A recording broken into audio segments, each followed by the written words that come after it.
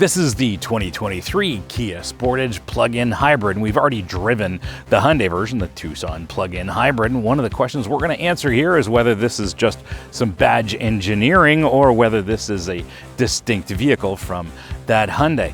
What's it like? Let's go for a drive. I'm your host, Brian Max, racing driver, lover of driving fast, fun things, and on this channel, you get reviews for drivers from drivers. As for this Kia Sportage plug-in hybrid being fast or fun, we will find out as we get into this episode. And before we find out what it's like to drive, let's have a look at this, at least mechanically, in a little more depth. Mechanically, this is virtually identical to the Tucson plug-in hybrid, but aesthetically, this is a completely different thing inside and out. Under the hood is a hybrid power unit with a 1.6-liter turbocharged four-cylinder, of course, with an electric motor. Combined, it makes a maximum 261 horsepower and 258 pounds of torque. Thankfully, the transmission is a 6-speed automatic, not a CVT like many other manufacturers like to do. The onboard battery pack is a 13.8 kilowatt hour unit, and it'll charge in about 2 hours with your level 2 charger, which is very, very cool. Plus, in pure electric mode, it will go as far as 34 miles or about 55 kilometers. The all-wheel drive system is also a little bit more unique relative to a lot of the competition in that it's got a locking center diff, which is very cool if you do some off-roading. Front suspension is McPherson struts. It's a multi-link setup at the rear. Electric power steering, of course. Wheels and tires are 19-inch only on the Sportage plug-in hybrid. You can tow up to 2,000 pounds with this thing, which is also interesting if you do some towing, and curb weight of this plug-in hybrid Sportage is 4,200 pounds. Did you know that about 80% of you are not subscribed? Yes, it's true. I checked the data and 80% of you are not subscribed. So if you enjoy the content on this channel, do me a solid, hit that subscribe button while you're at it. Be sure to like this video and share it. And if you don't mind, drop by our merch store. There's lots of great stuff for driving enthusiasts like us, including our very popular line of Save the Manuals merch. Now back to your regularly scheduled episode. One of the things I really enjoy about Kia's interior design is that their ergonomics are simple and straightforward. There really aren't any gimmicks. Straight away, the instrument cluster is easy to read. All of the controls are laid out logically, easy to find. And I think the only strange thing is the dual control setup between the HVAC system and the audio controls, and it's just a matter of pressing a button. But keep in mind, if you want to adjust the volume quickly, there's a redundant volume controller here, a little switch on the steering wheel, but otherwise to go between radio controls or media controls and the HVAC system requires a press of that button, so the screen changes. Kind of neat. Maybe that's a little bit of gimmick, but that's about it. Similarly, the infotainment system is easy to deal with, and it has Apple CarPlay, so I'm perfectly happy here. Speaking of being here, here's the deal. The interface, the driver interface with this Kia is perfectly fine. The seat is supportive and comfortable. It almost seems like it's got a little bit more bolstering than the Hyundai Tucson plug-in hybrid did, but that's another story for another time. But I do like the shape, size of the steering wheel and the adjustment in the steering column. So sitting here is a straightforward affair, lots of adjustment in the seat, so anybody can sit comfortably. Yes, I'd probably like to get that seat a little bit lower, but once I'm here, I've got excellent visibility in all directions, and of course this has all the cameras and sensors to help you with parking. Great thing about this trim level is this massive sunroof, and when you got the shade open, it adds some airiness to the experience here in the cabin. With respect to spaciousness, there's tons of room for you and your front seat passenger. In the second row, I can fit behind myself without any difficulty. The only consideration with that second row is that you're seated a little bit lower than you would be in some of the competitive set, because what a lot of manufacturers like to do is seat those second row passengers a little bit higher, maybe to give them a better view of the road or whatever the case is. But that's about the only consideration. Those seats do articulate, so anybody can find a comfortable seating position, and then under the hatch, no problem putting lots of stuff there as well.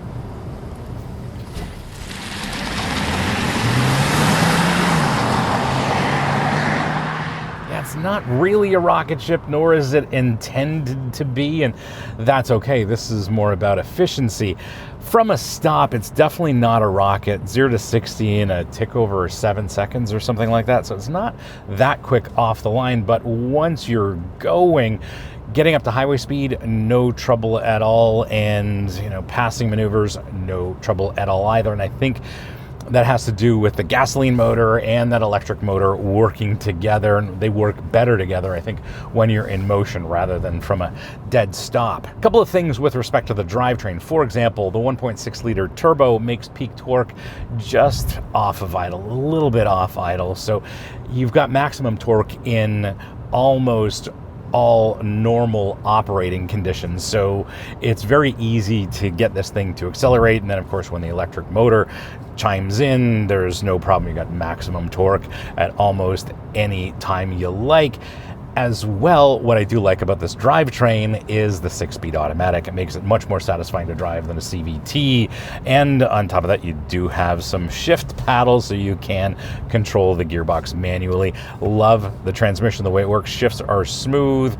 And about the only thing I don't like is this rotary shifter. Perhaps it's not the shifter itself, but the rotary shifter functions fine. The problem is if I'm parking, what I do find is that it takes its sweet time going from drive to reverse and then back again. In addition to, I think, Sport, Eco, and Smart drive modes, this also has different terrain modes, and some of that has to do with the locking differential. Obviously, in the middle of fall, we don't have any snow in this part of the world. Give it another couple of weeks, I'm sure we'll see some snow, but I do like this drivetrain for its ability to lock that center diff, and certainly in the winter and some snow, you're going to have some better traction, as well as maybe in the mud. If you end up in the mud in this thing, I can't imagine you would. That, of course, would mean you'll want to select a better tire, because ultimately traction is determined by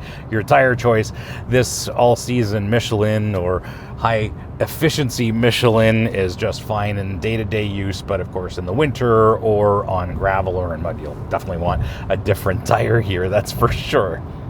The aesthetic differences between this Kia and its Hyundai cousin are obvious. However, there are some significant differences when it comes to dynamics, and this means it's not just badge engineered. They've actually done some different work to this Kia with respect to how it handles, and we'll get into that in just a moment. Of course, you are dealing with electric power steering, so not a lot of feel or feedback comes through this steering wheel. Braking is, of course, powerful, and they've done a good job of blending regular brake actuation with regenerative braking, and it all seems to work very well together, and that's cool. In terms of handling, this is not meant to be a canyon carver in any way, and here's the thing. I was very impressed with body and wheel control in that Hyundai Tucson plug-in hybrid, and what we've got here is a Kia that has different suspension tuning altogether. This rides much softer than the Tucson does, and that is the fundamental difference. So the damping is a little softer, and spring rates may be about the same, but the damping is significantly different, and it's noticeable several months after driving the Hyundai. Who knew that they would do this? But yes, it appears that Kia is looking for different ride and handling characteristics than Hyundai is. From my perspective, what we got here is a set of dampers that have much softer compression and rebound settings. So what that means is, yes, we've got a very soft, compliant ride. You and your passengers are going to be very, very comfortable here. But what it also means is when you hit some larger bumps in the road, some larger road imperfections, there's a little bit of secondary motion. It does settle down, but there's a little bit more secondary motion in this Kia than the Hyundai cousin. There's no real difference in day-to-day driving, except this has a softer, more compliant, more comfortable ride, very slight degree compared to the Hyundai. And in terms of outright handling on a day-to-day basis, really doesn't make that much of a difference, and here's the reason why. Unless you're throwing this around in the corners at its limits, and those corners are not smooth, you're really not going to experience any difference. I don't think there's any difference in terms of driving satisfaction either. Again, in day-to-day use, this is not a sports car. It's not a sports crossover by any stretch of the imagination. It is meant to be very efficient as long as you remember to plug it in, which we'll talk about in a bit. But in terms of its overall dynamic package, what seems to be happening here is that Kia's ride and handling engineers seem to value ride comfort over everything else, and that's the kind of suspension they've delivered here. It's just a little bit softer than that Tucson that I remember, and there's just a little bit more body roll here, but that's the trade-off you get for such a soft, compliant, and comfortable ride. How do you spec yours? Well, this is going to be pretty easy because there are no performance option considerations. What you are looking at, I think this is steel gray, if I remember correctly. And what it really is a very boring color to satisfy boring Canadians who buy boring colors. Nonetheless, there are other colors in the palette. Just buy something else other than this. And as far as Canadian and US pricing goes, they are not product planned the same in either country. There are some very subtle differences. In the United States, this is kind of sort of what they call an X-Line plug-in hybrid, and it's priced at $38,500. Here in Canada, this is called an EX Premium, and it's priced at about $45,000. Again, they're not product planned the same, so there are some very minor differences, certainly in the color choices as well as in the trim specifications. With respect to these pricing and these trim levels that I've just described, there is one more tier above this, and one of the key differences is you get a more premium sound system. But otherwise, with the Sportage plug-in hybrid, basically you've got two trim options and some luxury features to consider, and after that it's just color choice.